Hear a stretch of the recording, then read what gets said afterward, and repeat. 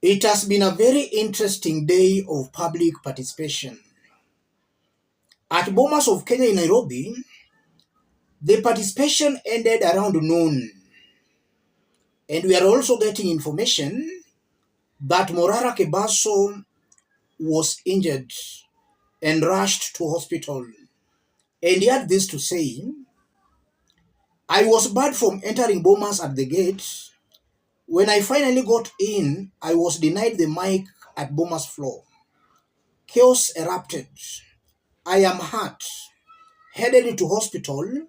I live to speak another day. MORARA Kebaso, 4th October 2024. For those who observed live the Bomas public participation, there were two groups. One group was pro MORARA, and there was also this group that was pro the government.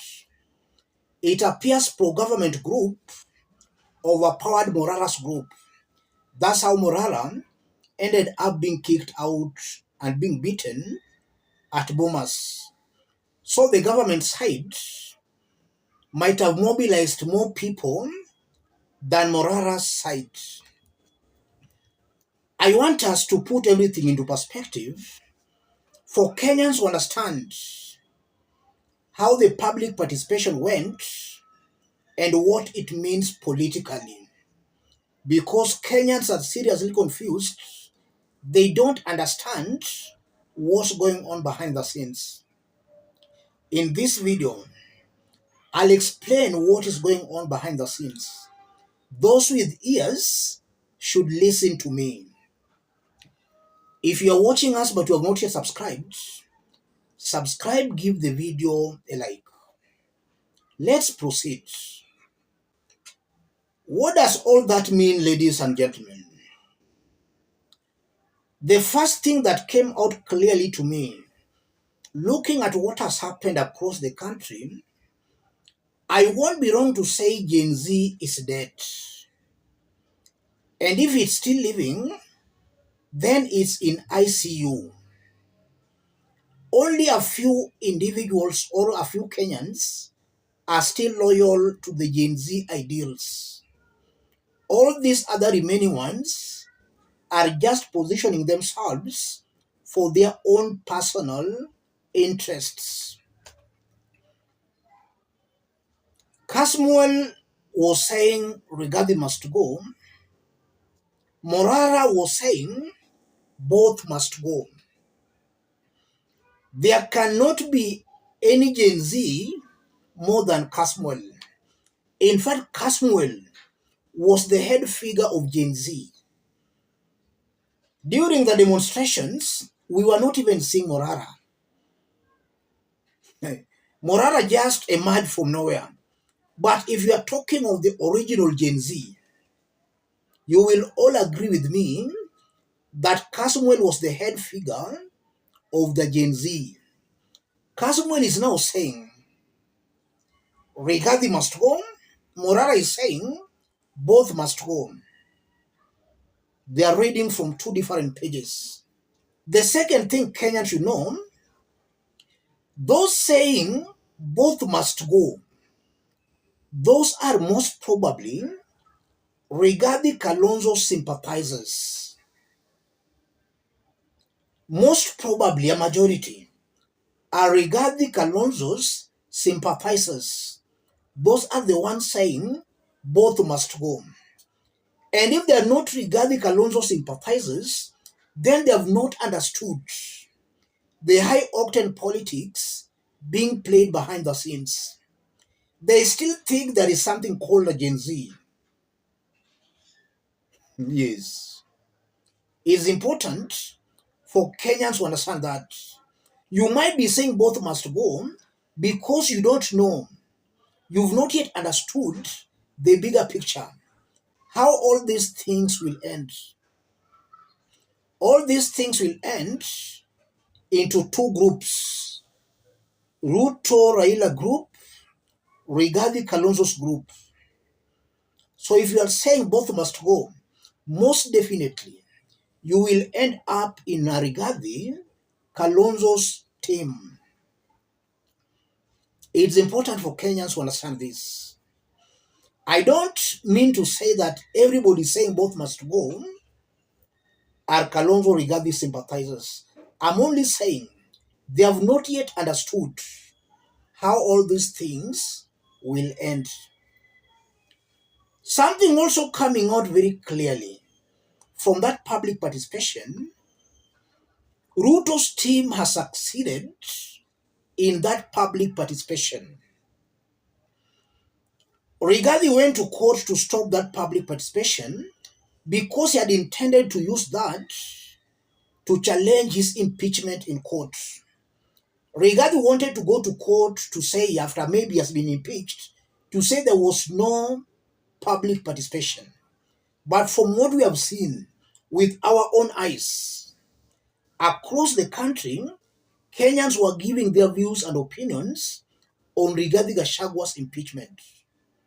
That's what we call public participation. And even in some areas, in Nyeri, we saw them taking to the streets. They never wanted public participation. They were beating everybody in Nyeri. So Ruto's team has succeeded in the public participation. If Rigathi intends to use that in court to challenge his impeachment, then I don't think he will succeed. There has been a very successful public participation. That's also something coming out very, very clearly. And also observing what happened across the country, this thing is taking tribal and political lines. Raila Odinga's traditional support bases of the coast, Nyanza, Western, and even in Nairobi, they were saying Rigathi must go. I'm talking of a majority. You know, people cannot talk the same thing even in those strongholds. But a whooping majority, out of 10, in those strongholds of Raila Odinga, out of 10, you'll get maybe 7 saying Rigathi must go. Maybe 3 saying both. That's something I've observed. In Rigathi's Mount Kenya West and in Kalonzo's Ukambani area, and I'm not saying all, but a majority, were saying both or Rigathi should not go. So it's taking tribal and political party lines. And that's exactly what I've been explaining in this forum. That when everything will have been said and done, when push comes to a shove, we'll find Raila Odinga's traditional support bases, majority going with William Ruto. And I've also seen in the Kalenjin nation, and these are things I hope you also did see for yourselves. In the Kalenjin Rift Valley, they were saying president has to be respected. Rigathi must go. So the Kalenjin nation, they are fully behind William Ruto, their son. That's something that has come out very clearly. If you go to Meru, Tarakanindi, Embu, they are saying Rigathi must go. So it's taking political and ethnic angles. And this is why I strongly believe that those who wants to kick out William Ruto, your only weapon is not to go tribal. If you go tribal, William Ruto will win. He has more tribes now supporting him by the virtue that he brought Raila Odinga to his team. He has now more tribes supporting him. Rigathi is only being supported by, let's say, a split Mount Kenya West and maybe Kalonzo Musyoka supporters. Ruto now has more tribes on his side by the virtue that he brought Raila Odinga to his team. And that's a fact. I'm not taking sides. That's the truth. So Kenyans, if you're tired of a William Ruto's presidency, you must stop this tribal thinking. You must stop this Rigathi Kalonzo nonsense. Reject Kalonzo, reject Rigathi. That support, you can put it on somebody neutral and somebody new. If you do that, Even some Kenyans supporting William Ruto will support that candidate. But if you continue Rigathi Kalonzo, you will lose very early in the morning to William Ruto. In fact, William Ruto will easily beat that combination. That's the sad truth, ladies and gentlemen. So from what I've observed of the public participation, William Ruto and his team have succeeded. Rigathi will not be able to successfully challenge the public participation in court unless he'll use other means to successfully challenge the public participation. We are still working on very interesting videos where we are going to dig deeper into Casmuel's remarks and MORARA's beating at Bomas.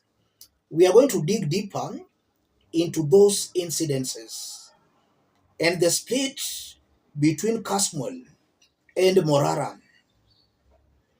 And I repeat, Casmuel was the face of Gen Zs.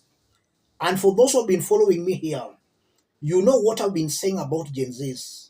I've always maintained that the original Gen Zs, those who are most probably opposition supporters who never believed in William Ruto, they formed a majority of the original Gen Zs.